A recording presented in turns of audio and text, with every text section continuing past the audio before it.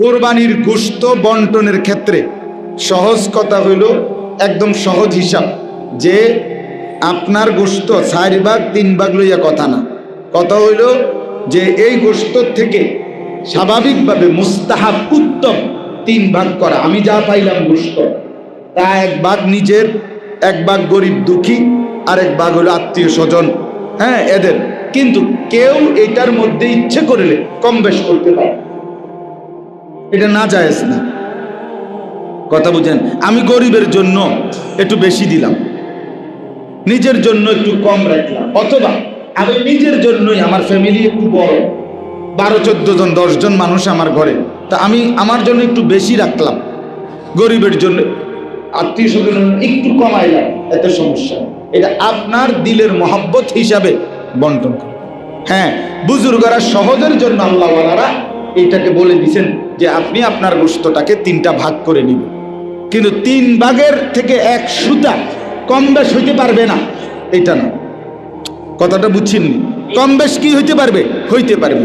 এখানে একবারে ফাল্লি মাইপা না, ওই শরিকদারের গোশত কি হইতে হবে? সমান হইতে হবে। কথাটা বুঝছেন? মানে আমরা 4 জনে কোরবানি দিলাম, তো এই শরিকদারের মধ্যে কি হইতে হইব? মাইপা দিতে হইব। কিন্তু ওই যে আমার গোশতটাকে যখন আমি গরিবকে দেওয়া, আত্মীয় স্বজনকে দেওয়া, নিজের জন্য রাখা, এইটার মধ্যে একেবারে মাইপা একুরেট হইতে হইব, এটা জরুরি। এনে কম বেশ হইতে পারে প্রয়োজনে। বুঝছেন কথাটা? যেমন অনেক সময় আমরা, যেমন আমাদের মাদ্রাসায় অনেক সময় অনেকে কোরবানি দেয়, ডাইরেক্ট এক শরিক কোরবানি, উনি টাকাই দিয়ে দিছে, তো ওইটা গরিব অসহায় ছাত্র বা অন্যদের জন্য দিয়ে দেওয়া হয়। আমার শায়েখ আল্লামা মুফতি মুশতাকুন নবী সাহেব, ওনার সুদর্ণপুর মাদ্রাসায় প্রতি বছর 14, 15, 12টা গরু ঈদের পর দিন জবাই হয়। এগুলা মানুষের শরিক হয়, 20,000 টাকা করে এই বছর শরিক, অর্থাৎ ওইখানে 7-20-এ 1,40,000 টাকা দিয়ে একটা গরু কিনে, তো এটা গরিব দুঃখীকে দেয়। উনি ওই 1 শরিক কোরবানির দিছেই এই নিয়তে যে আল্লাহর রাস্তায় দিয়ে দিছে। কথা বুঝছেন? কাজেই এটা কি হইতে পারে? কম বেশ হইতে পারে, এটা কোনো টেনশনের বিষয়। তা আপনারা আপনাদের মহব্বতে নিজেরা নিজেদের প্রয়োজন, বাকি গরিব দুঃখীকে অবশ্যই দেওয়া উচিত, আত্মীয় স্বজনকেও মেহমানদারি করানো উচিত, নিজেরাও খাওয়ানো উচিত। আল্লাহ তাআলা আমাদেরকে তৌফিক দান করেন। কোরবান এই শব্দটি কোরআনুল কারীমে ব্যবহৃত শব্দ। কোরআনুল কারীমের মধ্যে আছে, আল্লাহ তাআলা ইরশাদ করেছেন, ওয়াতলু আলাইহিম নাবা আবনাই আদামা বিল হক। হে নবী, আপনি আদমের 2 সন্তানের ঘটনাটা সত্য সঠিকভাবে আমার বান্দাদের কাছে বর্ণনা করুন। ঈদ কাররাবা কুরবানান, যখন তারা 2 জন কোরবানি করলেন। এই যে কুরবানান, কোরবান এই শব্দটি সরাসরি কোরআনুল কারীমে ব্যবহৃত, সূরা মায়েদার মধ্যে আছে। কোরআনুল কারীমে আরেক জায়গায় আছে, বিকুরবানিন তাকুলুহুন নার। তো পূর্ববর্তী জামানায় কোরবানির বিধান ছিল এরকম, আল্লাহর সন্তুষ্টির জন্য নিজের প্রিয় বস্তু, সেটা গরু কিংবা ছাগল কিংবা ভেড়া দুম্বা হওয়া জরুরি না, নিজের যেটা প্রিয় জিনিস এমন কিছুকে নির্ধারিত উঁচু জায়গায় রেখে আসতে হতো। রেখে আসার পরে আল্লাহর পক্ষ থেকে আগুন আইসা জ্বালায় ফেলত। তো যারটা জ্বালানো হতো তারটা কবুল হতো, আর যারটা জ্বালায় নাই, আগুন পড়ে আছে যথাস্থানে, ওইটা কবুল হয়। এটা ছিল কোরবানির নিয়ম, এটাই কোরআনেও আছে, বিকুরবানিন তাকুলুহুন নার। তাহলে কোরবান শব্দটি কোরআনুল কারীমের মধ্যে ব্যবহৃত আছে। আরবিতে কুরব, কাফ রা বা, এই কুরব এই শব্দের অর্থ হইল কোরবান শব্দের যেটা থেকে আসছে নৈকট্য অর্জন করা, ঘনিষ্ঠ হওয়া, কাছাকাছি হওয়া। যেহেতু এই ইবাদতের মাধ্যমে বান্দা আল্লাহ তাআলার নৈকট্য, সান্নিধ্য, ঘনিষ্ঠতা অর্জন করে, হাসিল করে, এই জন্য এটাকে কুরবানি। এই নির্ধারিত পশু জবাই করার মাধ্যমে বান্দা আল্লাহ তাআলার সন্তুষ্টি কামনা করে, নৈকট্য কামনা করে, আল্লাহ তাআলার ঘনিষ্ঠতা চায়, এই জন্য এটাকে কুরবান। তাহলে বোঝা গেল কুরবানির শব্দটার মধ্যেই আল্লাহর সন্তুষ্টি, আল্লাহর নৈকট্য কামনা, আল্লাহ তাআলার কাছাকাছি হওয়া, ঘনিষ্ঠতা অর্জন করা, এটা অন্তর্ভুক্ত। কাজেই এখানে এটা কোনোভাবেই গোশত শুধুই খাওয়া কিংবা আমার আপনার মন মতো আমরা পরামর্শ করে দিলাম আর কি। এই ঘরে মনে করেন আমরা 5 ভাই উপার্জন করি, তো এখন পরিবারের উপার্জনকারী যে কয়জন, বাবা মাও আছে, তো তারা সবাই মিলে ফয়সালা নিছে, সবাই টাকা দাও, আব্বা মা মুরব্বি, তারা নামে করবেন। এটা তো আপনাদের খামখেয়ালি হইল, এটা তো আপনাদের মন মতো না হইল, তো এটা শরীয়তের মাসালা কিনা এটা জিজ্ঞাসা করছে। ইসলামের হুকুম এটা নেই যে একটা ফ্যামিলিতে যতজন সদস্য আয় রোজগার করে তাদের পক্ষ থেকে একজন বা দুইজনের নামে বা মুরব্বির নামে কোরবানি দিলে যথেষ্ট, এই কথা ইসলাম বলছি। তো আমরা এটা কোত্থেকে বানাই নিলাম? এটা তো কোরআন সুন্নাহয় বলে না। জওয়ান কিংবা বুড়ো, বালেগ মুসলমান, প্রাপ্তবয়স্ক, এমন প্রত্যেক শরীয়ত নির্ধারিত যে সম্পদ ওটুকুর মালিক যেই হয়, ঈদুল আজহার 3 দিন, কোরবানির 3 দিন, ওই ব্যক্তির উপরেই কোরবানি ওয়াজিব। এর জন্য বিবাহিত হওয়াও জরুরি না, অবিবাহিত হওয়াও দোষ না। তাহলে এটার সাথে বিবাহিত কোনো সম্পর্ক না, বুড়া হওয়া কোনো সম্পর্ক না। কোরবানি মুরব্বিদের উপরে ওয়াজিব হয়, মুসলমানের উপরে ওয়াজিব। কোরবানি বিবাহিতদের উপরে ওয়াজিব হয় না, না, প্রাপ্তবয়স্কের উপরে কি হয়? ওয়াজিব। প্রাপ্তবয়স্ক কোনো মানুষ বালেগ হয় 50-60 বছরের, কোন মানুষ তো বালেগ হয়, পুরুষ ছেলে 14 বছরের পরে 15 বছরের ভিতরে, এই 14 থেকে 15 এই 1 বছরের ভিতরে সাবালক। মেয়ে 13 থেকে 14 এই 1 বছরের ভিতরে সাবালক, স্বাভাবিক না। তাইলে সে তো প্রাপ্তবয়স্ক হলোই। যেদিন থেকে বীর্যপাত শুরু হলো ছেলেটার, সেদিন থেকেই সে প্রাপ্তবয়স্ক, বালেগ। ইসলামী শরীয়তের সকল হুকুম ওই মিনিট থেকে তার উপরে আসে। যেদিন কোনো মেয়ের প্রথম মাসিক ঋতুস্রাব শুরু হয়, সেদিন থেকেই সে বালেগ। ওই দিন থেকেই তার শরীয়তের সকল হুকুম কার্যকর। 18, 21, 23, 29 এগুলো হলো রাষ্ট্র কিংবা আন্তর্জাতিক মানুষের নির্ধারণ করে, কিন্তু কোরআন সুন্নাহ মতে বালেগ, প্রাপ্তবয়স্ক আরো আগ থেকে। কাজেই শরীয়তের হুকুম তখন থেকেই কার্যকর। যিনি যেদিন বালেগ হলেন সেদিনের পর থেকে প্রতি সেকেন্ড তার চলাফেরা, আমল আল্লাহর কাছে হিসাব দিতে হবে, আমারও আপনারও। তাহলে কাজেই শরীয়তের বিধান কুরবানি, এইটা আপনার আমার খেয়াল খুশি মতো ওয়াজিব হয় না, বা আপনার আপনার সুবিধা মতো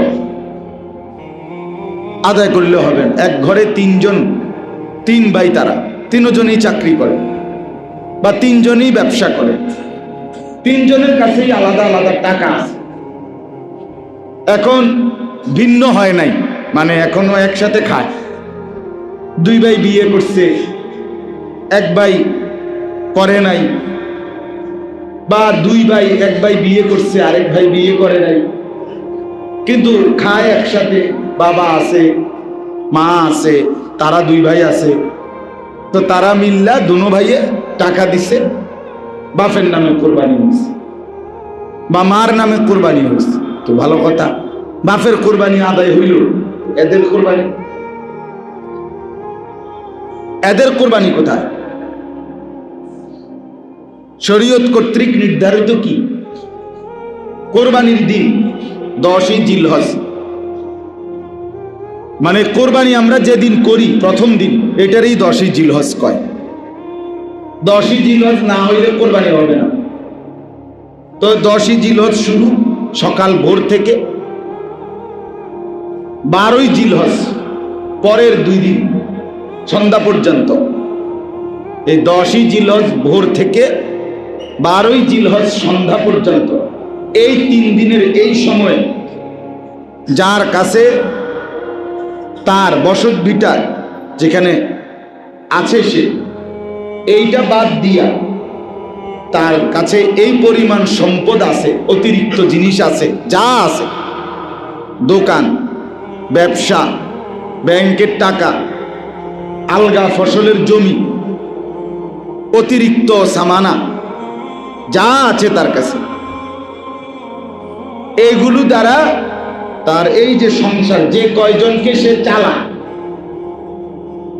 মানে মেয়ে বিয়ে দিয়ে ফেলছে, মেয়ের জামাইয়ের বাড়িতে, তো হেবিডিয়ার হিসাবে নাই।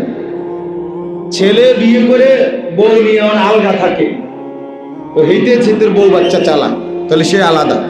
আমি যারে চালাই, মানে আমার খরচ দিয়া যারা কি করে, বাত মাছ বাজার সদাই করাই, এদের মৌলিক খরচ, বাজার সদাই, ওষুধপত্র, কাগজ কলম, গ্যাস, বিদ্যুৎ, পানির বিল ইত্যাদি, এই মৌলিক খরচ যেটা কয়, যেটা না করলে নাই হয়, এটুকু খরচ করার পরে এর পরিমাণ টাকার অতিরিক্ত যদি ওই 3 দিনের ভিতরে, 1 বছর থাকতে হবে না, 6 মাসও না, ওই 3 দিনের ভিতরে 52.5 ভরি রূপার যেই দাম বর্তমানে সর্বোচ্চ, ঢাকাতে আমি জিজ্ঞেস করছি, রূপার ভরি 1600 টাকা। তাহলে এই হিসাবে হইল 84,000 টাকা বরাবর 52.5 ভরি রূপার দাম, আপনি হিসাব করে দেখেন। তো এই 84,000 টাকা যদি তার বাকি যা আছে, তার জমি, ব্যাংকের টাকা, ব্যবসার পণ্য, যেটা ব্যবসা করে, মাল যেটা গ্রাহককে দেয়, টাকা নেয়, এটারে কয় ব্যবসার পণ্য। ওই যে দোকানের যে আলমারি, এটি না, আসবাবগুলো না, মানে যেগুলো দিয়ে সে কি করে, ব্যবসা করে, পণ্যটা আর কি, যেটা দিয়ে গ্রাহককে দেয়, গ্রাহক কি দেয়, টাকা দেয়, এটারে কয় ব্যবসার পণ্য। তো এগুলো মিলাইলে যদি তার কাছে ওই 84,000 টাকা দাম আসে, এগুলোর দাম ধরলে, তাহলে এই মুসলমানের উপরে নিঃসন্দেহে কোরবানি ওয়াজিব, তাকে কোরবানি করতেই হবে। এবার যদি পুরুষ হয়, পুরুষের উপরে, যদি নারী হয়, নারীর উপর। যে মহিলার কাছে 1 ভরি স্বর্ণ আছে, সাথে কিছু টাকা আছে, 10,000 টাকা, 5,000 টাকা জমানো টাকা, ও কোরবানির দিন অথবা এই 3 দিন, তাহলে 1 ভরি স্বর্ণ আর ওই জমানো টাকাটা, এই দুইটা যদি মিলায়, তাইলে দুটোটার দাম ধরলে, দুটোটার দাম মানে একটা তো টাকাই, আর ওই স্বর্ণটার দাম বাজার মূল্য যদি মিলায়, তাইলে যদি 84,000 টাকা দাম আসে, তাহলে নিঃসন্দেহে এই মহিলার উপরে কোরবানি ওয়াজিব। 7.5 ভরি স্বর্ণ, একটা শব্দ আপনারা জানেন, এটা হলো যদি কারো কাছে 1 তোলা রূপা নাই, আলগা কোনো জমা টাকা নাই, শুধু স্বর্ণ আছে, তাইলে 7.5 ভরি স্বর্ণ। কিন্তু যদি স্বর্ণের সাথে কি থাকে, কিছু রূপা থাকে, নতুন বউ যারা, জোয়ান মানুষের বউ যারা, এদের অনেকের কাছে রূপা আছে, রূপা, এই পায়ের নূপুর বানায় মহিলারা, মানে যুবতী মেয়ে যারা মহিলা, এরা পায়ের নূপুর বানায় রূপা দিয়ে। 1 ভরি, 1.5 ভরি, 2 ভরি, 2.5 ভরির কি বানায়, নূপুর বোঝেন না পায়ে, এই ঝুন্নুর ঝুন্নুর আওয়াজ করে যে মানুষের বেড়ারে দেখানোর লেগা, বুঝেন না কথা? তো এই নূপুর রূপার তৈরি। তো এই স্বর্ণ আর রূপা, এই দুইটা মিলাইয়া যদি স্বর্ণ এবারে 1/2 ভরি হোক, 1 ভরি হোক, দুইটা মিলাইলে যদি আপনার কোরবানির দিন 84,000 টাকা দাম আসে, তাহলে এই মহিলার উপরেও কোরবানি ওয়াজিব। বলে তো মহিলা টাকা আনবে কোত্থেকে, এগুলো বিক্রি করবেন এখান থেকে, অথবা যদি সেও তার স্বামী বা অন্য কেউ তার টাকাটা দেয়, সমস্যা নাই, কোরবানি আদায় হবে, কিন্তু কোরবানি দিতে হবে। আলগা টাকা না থাকলে এখান থেকে বিক্রি করে দিতে হবে। তাইলে বলেন কি পরিমাণ মহিলাদের উপরে কোরবানি ওয়াজিব? বলেন, আমরা চলেন ঘর বাড়ি জরিপ করি, সবাই হাসে অন্ধেন না, মানে সবার হিসাব হলো খাইছে না কি তারে, এটা না হিসাব, চেহারার এই ভাবভঙ্গির হিসাবটা কি, এটাই তো হিসাব। ওমা কি উপায় ধরা আনা। তাইলে মহিলাদের উপরে কোরবানি ওয়াজিব। আহা, বিষয়টা হইল আপনি লুকাইয়া রাখলেন, বললেন না, দিলেন না, তো মহিলাটা তো আপনার খেদমত করছে, সে তো তার জীবন যৌবন আপনাকে দিছে, বিনিময়ে আপনি তার আখেরাতের ভাবনা একটু ভাবলেন না? একটা খাসি কোরবানি দিলে তার নামে হয়তো 20,000 টাকা লাগতো, তো 20,000 টাকার সেবা, 20,000 টাকার সহযোগিতা এই বেটি আপনার কাছে পাওয়ার উপযুক্ত না? তো তার কি আখেরাত নাই? সে কি মরবে না? তাইলে একজন স্বামী তাইলে আপনজন কেমনে হইল? এ কি শুধুই উপভোগের পণ্য? না, এই জন্য খেয়াল করা, বিষয়টাকে খামখেয়ালি করে উড়ায় না দেয়। এটা কোনো, আবারও বললাম যে এখানে গোশত খাওয়া কথা। ছেলেটা বিদেশ প্রবাসী, তো সে নিঃসন্দেহে 84,000 কম বেশ হইতে পারে। আপনাকে বাজারে যদি রূপার বড়ি 1,000 টাকা হয়, তাহলে 52,500, বুঝছেন হিসাবটা? রূপার বড়ি যদি আমি মুরাদনগর জিজ্ঞাসা করছি, বলছে 1350 টাকা রূপার বড়ি, তাইলে হইল 71,000। আপনি জেনে নিবেন 1 বড়ি রূপার দাম কত। তাহলে প্রবাসী ছেলেটার কাছেও তো নিঃসন্দেহে এই 84,000 এবং তার ঊর্ধ্বে টাকা, সে বাড়িতে টাকা পাঠায় 20,000, 30,000, কিন্তু তার কাছে আলাদা 1 লাখ, 1.5 লাখ টাকা, 2 লাখ টাকা নাই। কথা বলেন না? তো তার উপরে কোরবানি ওয়াজিব কিনা বলেন? তো সে যে বাড়িতে 30,000 টাকা পাঠাইলো কোরবানি উপলক্ষে, এবং সেই টাকাটা দিয়ে তার বাপের নামে কোরবানি দিল, দিয়া তারও বউ বাচ্চা, তার বউরও গোস্ত খাওয়াইছে, তার বাচ্চা নায়নাতকুল 11 গোস্ত খাওয়াইছে, আর গোস্ত না খাইছে, কিন্তু তার কোরবানি আদায় হলো কই? ছেলেটার কোরবানি কই বলেন? এত নিঃসন্দেহে ওই ছেলেটা বিদেশ থেকে 10 বছরও যদি এভাবে টাকা দেয় আর পরিবারের অন্য কারো নামে কোরবানি হয়, তাদের কোরবানি হবে মা বাবার, কিন্তু এই ছেলেটা পাপী গুনাহগার থাইকাই যাবে, তার হুকুম তো আদায় হইল না।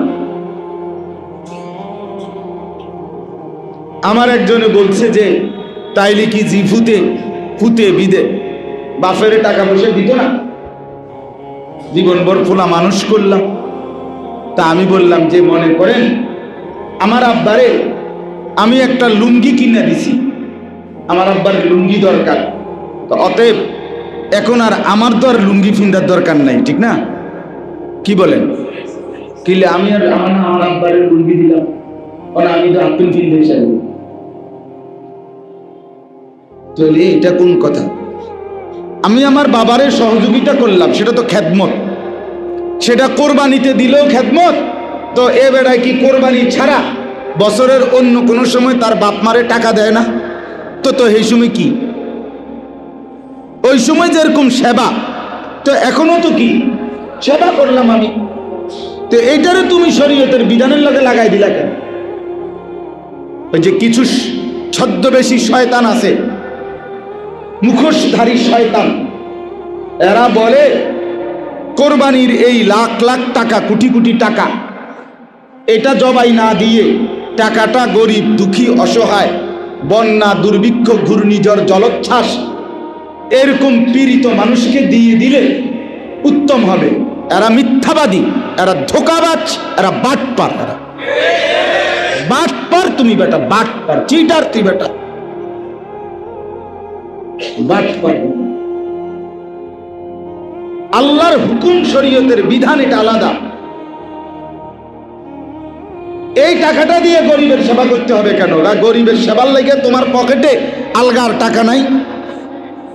তো গরিব দুঃখী অসহায় দুস্থ বঞ্চিত পীড়িত মানুষের সেবা করার জন্য ইসলাম আর কোনো দিক নির্দেশনা দেয় নাই। তো এগুলা কই? সেগুলো কই? এই আপনি শুনবেন। এবং আরো তো দেখছি আমরা ইতিমধ্যে ভদ্র মুখোশধারী ফেসবুকে স্ট্যাটাস দিছে, ইউটিউবে সুন্দর করে বিবৃতি দিছে যে এটা অনেক বড় সেবা হবে। কেন অনেক বড় সেবা হবে? কোরবানির টাকা দিবে কেন? কোরবানি তো এটা ওয়াজিব, কোরবানি তো ওয়াজিব। আমার একদিন একজনে বলছে, হুজুর আপনারা যেরকম নামাজ রোজা করেন এটা যেমন ইবাদত, আমরা এরকম মানুষের মধ্যে মীমাংসা করে দেই, এটাও তো মানব সেবা, এটাও তো ইবাদত। মানে তার কথা কি বুঝেন না? তার অর্থ হলো যে আমি যে নামাজ পড়ি না, এটা এই কারণে পড়ি না যে আমি তো একটা মানব সেবা করি, মেল মিটিং দেন দরবার করি, অতএব আমি তো ইবাদতে করতেছি। বাটপাড়ির আর জায়গা পাওয়া না। হ্যাঁ, আমার পাশে বলে আপনি পার পাইয়া গেলেন, হাসরের ময়দানে যখন টাঙ্গাইয়া ফিটবো তখন না বুঝবেন আপনি, তখন আপনি ফেরেশতার লগে বুঝে পড়া করবেন। তাইলে একটি আমলের জন্য আরেকটি আমল ছেড়ে দেওয়ার কোনো সুযোগ আছে কি? আপনি দান সৎকার করছেন দেখে যাকাত দিতে হবে না, কথা বলেন না। আপনি হজ করছেন দেখা আর রোজা রাখতে হবে না। আপনি মসজিদের টাইলসের টাকা দিয়েছেন দেখা আর নামাজ পড়তে হবে না। তো তাইলে এইটা কোন কথা? এই জন্য বললাম ছেলেটা নিজের কোরবানিও দিতে হবে, বাপের সহযোগিতা ঠিক আছে, সেটা তোমার আলাদা ইবাদত। পিতা মাতার খেদমত এটি আলাদা ইবাদত কিনা, তো এটা আলাদা বিষয়। তুমি নামাজের ভিতরে যাকাত ঢুকাও কেন? যাকাতের ভিতরে নামাজ ঢুকাইলা কেন? অর্থাৎ বাবা মার খেদমতের মধ্যে তোমার কোরবানি ঢুকাই দিলা কেন? তোমার কোরবানি তো আলাদা হুকুম, বাবা মার খেদমত তো আলাদা হুকুম, দুইটাই আল্লাহর হুকুম। এজন্য এটা কিন্তু সাংঘাতিক গাফলতি হয়, খামখেয়ালি। আমি এই কয়দিন বারবার বলছি, টানা বলে গেছি, প্রতিদিন মাহফিলে বলছি। দুই ছেলে চান্দিনা বাজারে ব্যবসা করে, দোকানদারি করে, দুজনের কাছেই 1 লাখ 1.5 লাখ টাকার পুঁজি আছে। কথা বুঝছেন না? আলাদা। তারা দুজনে মিল্লা দুইজনে বাপের হাতে টাকা 30,000 উড়াই দিছে। এবারটা 15,000, এবারটা 15,000। আব্বা দেন, কোরবানি আপনার নামে দিয়ে, আপনি মুরব্বী মানুষ, বাইসবেন আর কয়দিন। হ্যাঁ, আপনি মরলে যদি কোনো কারণে আপনি বাইসেন্স মরে যান, তাইলে আমরা নামে দিব। আর যদি আপনি না মরেন 200-500 বছরের ভিতরে, তা আপনি নামে দেন। বুঝলেন না কথা? আপনি মুরব্বী মানুষ, তো কোরবানি কি মুরব্বী মানুষের উপরে বাজিব? উনি হইতে পারে, কথা বুঝেন, হইতে পারে ওই বাফে শরীয়ত কর্তৃক নির্ধারিত এই পরিমাণ সম্পত্তির মালিক নয়, উনার কাছে টাকা নাই এখন আর, কিন্তু আমার কাছে আছে, তো আমার উপরে ওয়াজিব, উনার উপরে নফল। কোরবানি যে কেউ দিতে পারে, কিন্তু দিলে নফল। তো বাফের উপরে যদি নফল হয়, আমার উপরে ওয়াজিব হয়, তো আমারটা দেওয়া বেশি জরুরি কিনা? এটা তো পরামর্শ করা উচিত, পরামর্শ করা উচিত নিজেদের মধ্যে মাসআলা নিয়ে, যে আসলে শরীয়তের বিধানটা কি, আল্লাহর হুকুমটা কি আসলে। আমাদের গাফলতি। তাহলে এই দুইজন ছেলে যে দিল 15,000 করে, 30,000 বাপের উঠাই দিল, বাপের নামে মার নামে একজন বা দুইজনের নামে কোরবানি দিল, পরে মিল্লা জিল্লা গোস্ত খাইল, তো মিল্লা জিল্লা তো কুমিল্লা না, মিল্লা জিল্লা কুমিল্লা। কোরবানি আদায় হইল কই? এই দুই ছেলে তো কামাই, তাদের না টাকা আছে, তাদের কাছে না পুঁজি আছে 1 লাখ টাকা, তো তাদের দুজনের উপরে কোরবানি ওয়াজিব ছিল কিনা বলেন? তো তাদের কোরবানি আদায় হইল কি?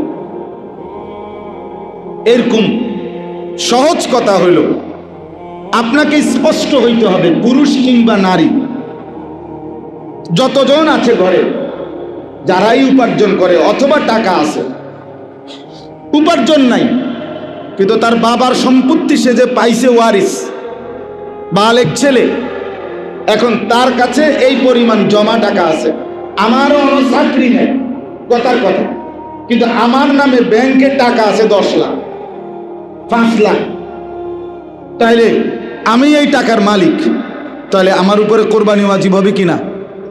হবে না কেন? হবে কিনা বলেন? তাহলে বিষয়টা তো তন্ন তন্ন করে বুঝার বিষয়, এটা খামখেয়ালি না যে এত কিছু টুয়াইল হইবনি, না এত কিছু টুয়াইল হইতো না, আপনি এত কিছু না টোয়াইয়া বাদ দুগানা খাওন, রুডি আর গোস্ত গদ্দুরের লেগে এত কিছু টোয়ানের দরকার না, আমরাও কই না, তাহলে আর আপনি কোনো কোরবানি দেওয়া নেই, রুটি আর গোস্ত গদ্দুর আপনার পাশের বাড়ির হেতারাও খাওয়াইব, আপনি দিয়েন না কোরবানি। শুধু শুধু টাকা নষ্ট করার চাইতে আপনি শুয়ে থাকেন, পাশের বাড়ি তারাই আপনার উঠাইয়া কইব যে আপনার মতো বেসরম কোরবানি যেহেতু দেন নাই, আপনার উপরে গদ্দুর গোস্ত খাইয়া দেন।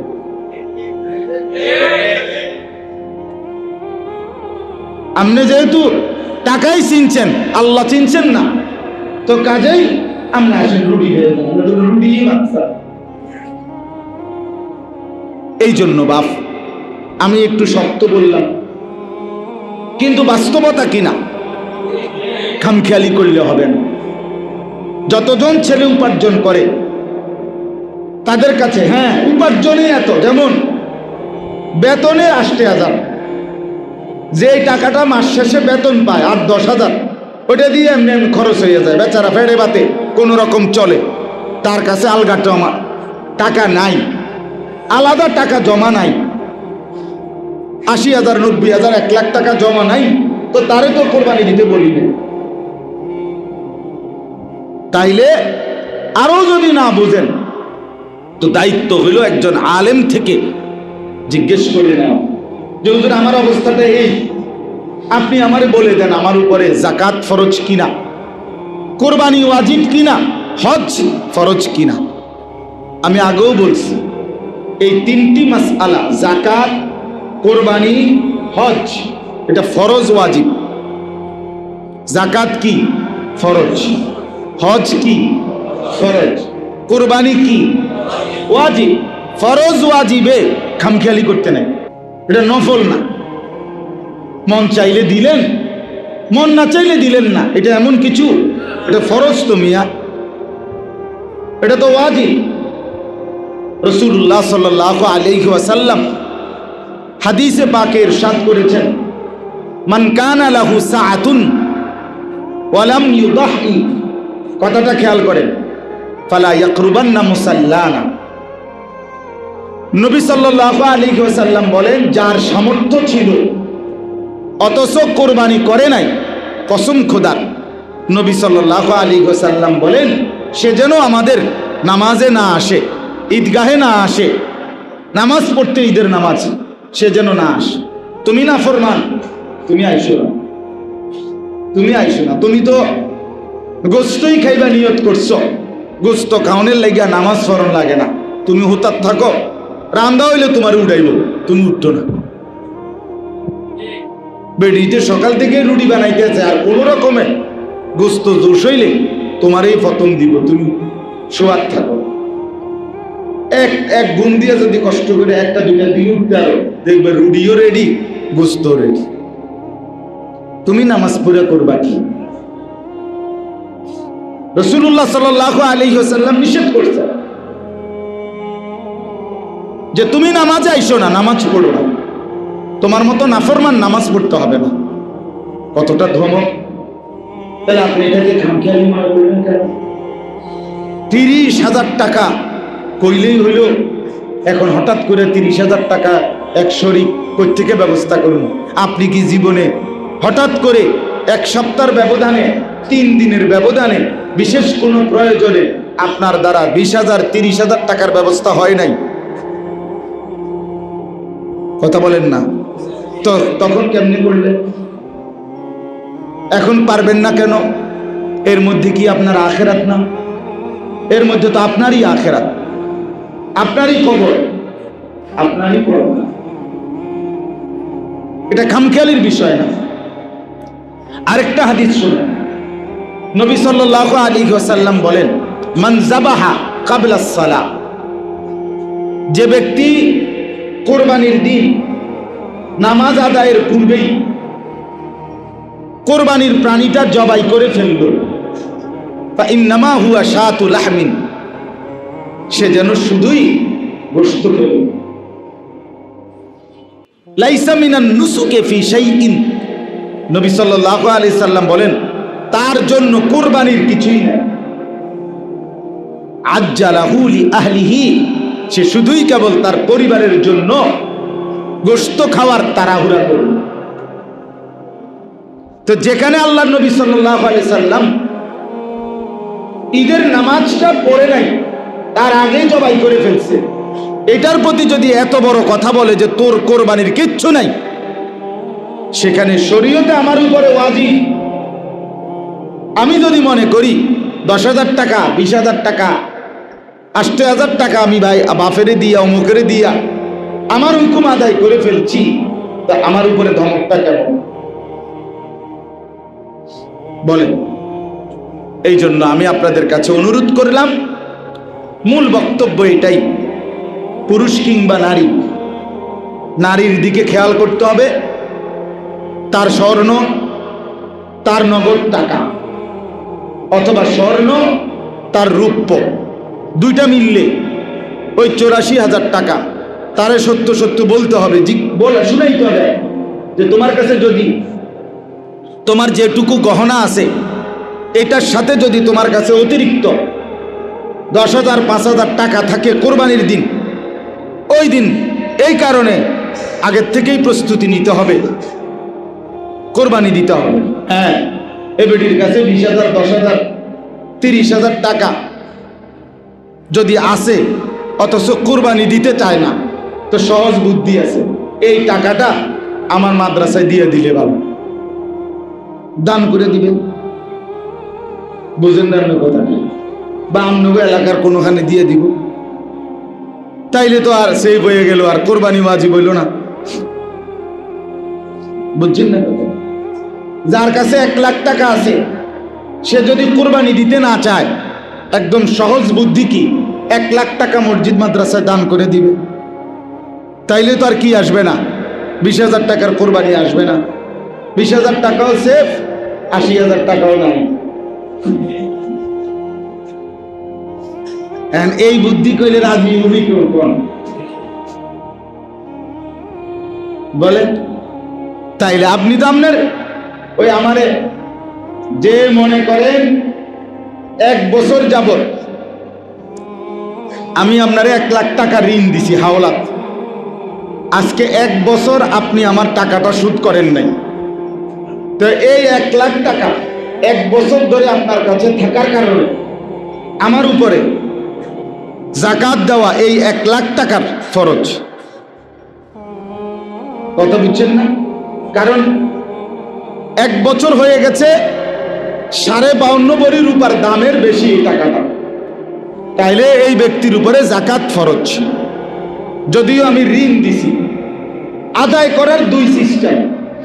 এক, হয় এখনই দিয়ে দিলেন যাকাতটা হিসাব করে, আর নাই তো উনি টাকাটা ফেরত দিবে যেদিন, ওই দিন 2 বছর পরে দিলে 2 বছরের যাকাত দিবেন, 3 বছর পরে দিলে 3 বছরের যাকাত এই টাকার থেকে দিবেন, আর নাই তো আলগা টাকা দিয়া যাকাত আদায় করবেন নগদ। কিন্তু যাকাত আদায় করা কি ফরজ। তো একদিন আমার একজনে বলছে, হুজুর হাওলা তো দিলাম আমি, আমি যাকাতও দিতাম আমি, এইটা কেমন কথা? আমি বললাম, হয় এটা তো আমারও কথা, এটা তো সুন্দর দেখায় না।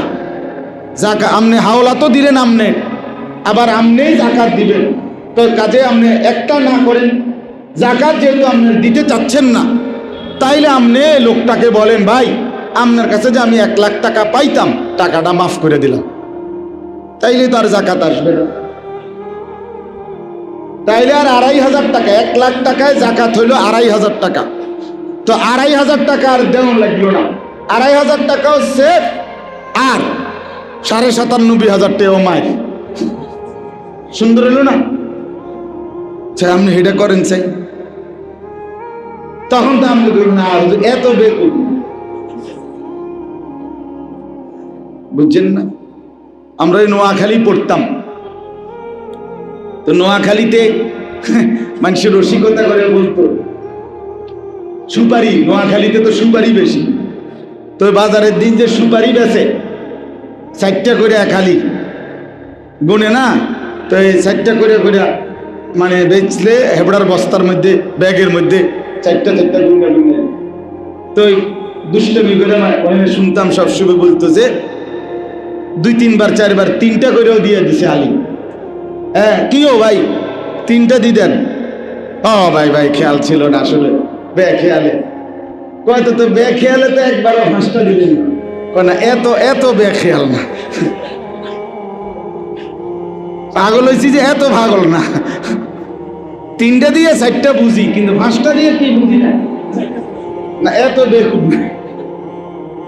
তাইলে বিষয়টা হইল, আমি আপনাদের কাছে গুরুত্ব দিলাম, আপনারা আপনাদের পুরুষ, নারী, স্বামী, স্ত্রী, ছেলেরা, উপার্জনের ছেলেরা, এদের প্রত্যেকের, ছেলের বউ, এদের প্রত্যেকের সাথে কথা বলে নিবেন, মশওয়ারা করে, তাদের সম্পত্তির আইডিয়া করে, হিসাব নিয়ে, এরপরে প্রয়োজনে আবারও একজন আলেমে দিন থেকে জিজ্ঞেস করে নিবেন। তাহলে যতজনের উপরে কোরবানি ওয়াজিব, ততজন কোরবানি করবেন। কোরবানির প্রাণীটা, যেই প্রাণীটা আল্লাহর জন্য কোরবানি করে, জবাই করে, আল্লাহ তাআলা সরাসরি বলছেন, এই আয়াত 2টার তর্জমা বলেই আমি শেষ করছি। আল্লাহ তাআলা বলেন, ওয়াল বুদনা জাআলনাহা লাকুম মিন শাআইরিল্লাহ। সুবহানাল্লাহ। আল্লাহ তাআলা বলেন, কোরবানির জন্য নির্ধারণকৃত প্রাণী আমি আল্লাহ ওই প্রাণীটাকে বানাইলাম সরাসরি আমি আল্লাহর নিদর্শন। এটা শুধু গরু না, এটা আমি আল্লাহর নিদর্শন। জাআলনাহা লাকুম মিন শাআইরিল্লাহ। এই হলো কুরবানির প্রাণীর এক নম্বর বৈশিষ্ট্য। আল্লাহ বলেন এটা আমার নিদর্শন, এটা আমার। বান্দা যখন সিদ্ধান্ত নিছে আমি কুরবানি করব, এই গরু, এই ছাগল, এই বকরি, এই ভেড়া, দুম্বা, উট, আল্লাহ বলেন এটা শুধু তখন আর গরু, ছাগল, ভেড়া, বকরি নয়, বরং এটা আমার। শাআইরিল্লাহ, আল্লাহর নিদর্শন। বাইতুল্লাহ, আল্লাহর নিদর্শন। কোরআনুল করিম, আল্লাহর নিদর্শন। রাসূলুল্লাহ সাল্লাল্লাহু আলাইহি ওয়াসাল্লাম, আল্লাহর নিদর্শন। আহলুল্লাহ, দিনদার, মুত্তাকি, আল্লাহর নিদর্শন। এবং অসংখ্য ইসলামের নিদর্শন আছে। মসজিদ আল্লাহর নিদর্শন। এরকম যত কিছু আল্লাহর নিদর্শন, তার মধ্যে কুরবানির প্রাণীটাও আল্লাহর নিদর্শন। সুবহান। 2 নাম্বার, আল্লাহ তাআলা আমাদেরকে সান্ত্বনা দিচ্ছে। হ্যাঁ, 3 জনের হুজুর যত কথাই কন, কথা ঠিক আছে, বুঝলাম, মানলাম, দরকারেও বুঝলাম, কিন্তু 3-20-60,000 হঠাৎ করে এই কথা কইলে হইতো না হুজুর, পারতাম না। তো এটা কি আমার কাছে কোরবানি দিতেছেন যে আপনি আমার লগে এরকম কুয়াকুই কথাগুলো কি দাও দেখি আমি হিসাব দিতে আছি, তো তাহলে আমার লগে জীবনে কি লাগবে, আমার সাথে কি এটা? তাহলে আপনি, আপনার কাছে মনে আসতেছে 60,000 টাকা, 90,000 টাকা, 1 লাখ টাকা, এটা বিরাট একটা লস হয়ে যাবে। হঠাৎ করে টাকাটা অনেক টাকা কমা যায়। আল্লাহ তাআলা বলেন, দেখেন সরাসরি কোরআনের আয়াত, আল্লাহ বলেন লাকুম ফিহা খাইর। সুবহানাল্লাহ। আল্লাহ তাআলা বলে, শোনো বান্দা, বিশ্বাস করো আমি আল্লাহ বলতেছি কোরবানির প্রাণীর মধ্যে রয়েছে তোমাদের জন্য খাইরুন, কল্যাণ, কল্যাণ, কল্যাণ।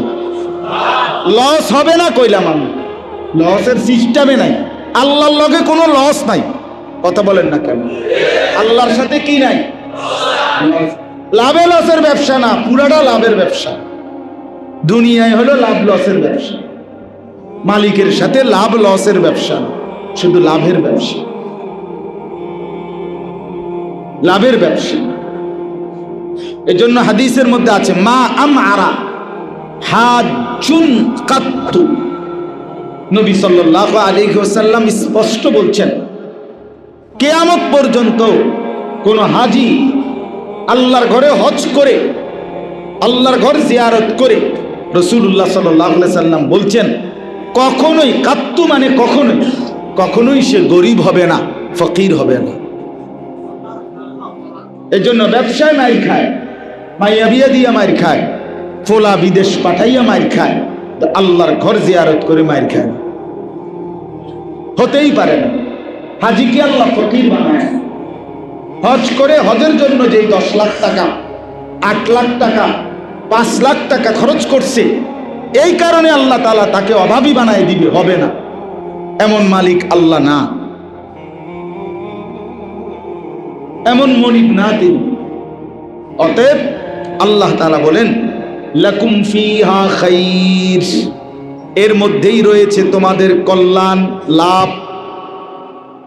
লাভ তুমি দিয়ে দেখো, আমি রব্বুল আলামিন বরকত দেব। অতএব আল্লাহ তাআলা বলেন, তাহলে 1 নাম্বার কোরবানির প্রাণীটা আল্লাহর, বলেন না। 2 নাম্বার, এর মধ্যে রয়েছে আমাদের জন্য কল্যাণ, লাভ। এরপর আল্লাহ বলেন, কাজেই ফাদকুরুসমাল্লাহি আলাইহা সাওয়াফা। আল্লাহ তাআলা বলেন সারিবদ্ধভাবে তোমরা তোমাদের কুরবানির প্রাণী জবাই করার সময় বেশি বেশি আমি আল্লাহর জিকির করো। সুবহান, জিকির করো, আমার নাম নাও, ঘাবড়াইও না, আমার নাম নাও, আল্লাহ ভরসা, আল্লাহর নাম। বিসমিল্লাহি আল্লাহু আকবার, জোরসে বলো। আল্লাহ বলে তোমার জবান দিয়ে আমার নাম উচ্চারিত হবে, আমার ভালোবাসায় কুরবানি দিবে, আর আমি তোমার ফকির বানাই দিব। আরে বলো কি, তুমি কি বলো বান্দা? তুমি আমারে কি ভাবছো? শীত, গরম, রোদ, বৃষ্টি, অভাব, দারিদ্র, দুর্ভিক্ষ, সব অবস্থায় দুনিয়াতে না আমি আল্লাহর খাজানায় কখনোই তো কোনো সেকেন্ডে কম বলতে কিছু নাই, আছে কি? তো ফাদকুরুসমাল্লাহি আলাইহা সাওয়াফা, আল্লাহ বলেন সারিবদ্ধভাবে একটার পর একটা প্রাণী জবাই করতে গিয়ে প্রত্যেকবারই আমি আল্লাহর নামের জিকির করো, আমাকেই ডাক দাও। এবার রব্বুল আলামিন বলেন ফাইদা ওয়াজাবাত জুনুবুহা, জবাই করার পরে যখন প্রাণীটা কাত হয়ে যায়, রক্ত পুরো গড়িয়ে পড়ে, এবার চামড়া ছিলে ফেলো, চামড়া ছিলে এবার গোশত রেডি। তো আল্লাহকে জিজ্ঞেস করেন রব্বুল আলামিন, আপনার জন্য কোরবানি করলাম, টাকার মায়া করি নাই, আপনি বলেছেন দিলাম, আপনার নামও উচ্চারণ করলাম, এইবার গোশত খুলে রেডি করলাম, চামড়া ছিললাম, এখন গোশতগুলো কি করব? রব্বুল আলামিন বলেন ফাকুলু মিনহা, আমার বান্দা গোশতগুলো তুমি খাও, তুমি খাও। ওয়া আতইমুল কানিআ ওয়াল মু'তার, তবে সাথে আরো দুই শ্রেণীকে সাথে রাখো খাওয়াইবার মধ্যে। এক হলো যারা তোমার কাছে চায় নাই কিন্তু দুর্বল, তাদেরকেও খাওয়াও। আর দুই হলো যারা কিছু চেয়েছে তাদেরকেও খাওয়াও, যারা চাইলো না আত্মীয় স্বজন পাড়াপড়শি তাদেরকেও কিছু দাও। আবার যারা অভাবী দুস্থ দরিদ্র তাদেরকেও দাও, তুমিও খাও। রব্বুল আলামিন বলেন কাযালিকা সাখখারনাহা লাকুম লাআল্লাকুম তাশকুরুন, এই যে আমি আল্লাহ প্রাণীটাকে তোমাদের অধীনস্থ করে দিলাম, কোরবানির জবাই করার মতো যোগ্যতা দিলাম, তৌফিক দিলাম এবং গোশত খাওয়ার অনুমতি দিলাম। কেন দিলাম? লাআল্লাকুম তাশকুরুন, তোমরা যেন গোশত খেয়ে আমি রবের শুকর আদায় করতে পারো। এবার যদি শেষ কথা আমি যদি আল্লাহকে বলি রব্বুল আলামিন, আমি তো 4 বাজার খুঁজা বড় কষ্ট কইরা রৌদ্রের মধ্যে ঘামে ভিজা বহুত চাইয়া চিন্তা এই গরুটা কিনছিলাম আপনার জন্য, আপনার নাম নিয়ে জবাই করলাম, এত কষ্ট করে আপনার জন্য কোরবানি দিলাম, বিনিময়ে বুঝি একটা টুকরাও নিতেন না? আপনি একটা টুকরাই নেন, উদ্দুর চান না, উন্ডা চান, আপনার লেগেই তো কোরবানি দিছি, একটু নেন, একটু দেখেন। তো রব্বুল আলামিন বলে না বান্দা, লান ইয়ানালাল্লাহা লুহুবুহা ওয়ালা দিমাউহা, আমি তোমার গোশত চাই না, আমি রক্ত চাই না, বান্দা গোশত পুরা তুমি নাও, দিল পুরাটা আমি আল্লাহকে দাও। আমি দিল চাই, দিল, আমি দিল চাই। তুমি দেখো গরুর দিকে, আমি দেখি দিলের দিকে, আমি দেখব দিলে আমার মহব্বত ছিল কিনা নাকি না ফাইতে। বেশি শরমের বিষয় হয়ে যাইব, মানসি কি থাকবো। আল্লাহ বলেন আমি কিন্তু টের পাইছি চান্দু, হ্যাঁ আজকে 12 বছর কোরবানি দেয়, এই বছর না দিলে মানসি কি থাকবো, মানসে আপনার মাথা করবো, মানসি কি থাকবো, মানুষের আর কাম নাই, মানুষ একটা একটা আপনার কি থাকবো, বুঝেন নাই? এগুলো কোনো কথা হইল? এটা বুঝি কোনো কথা?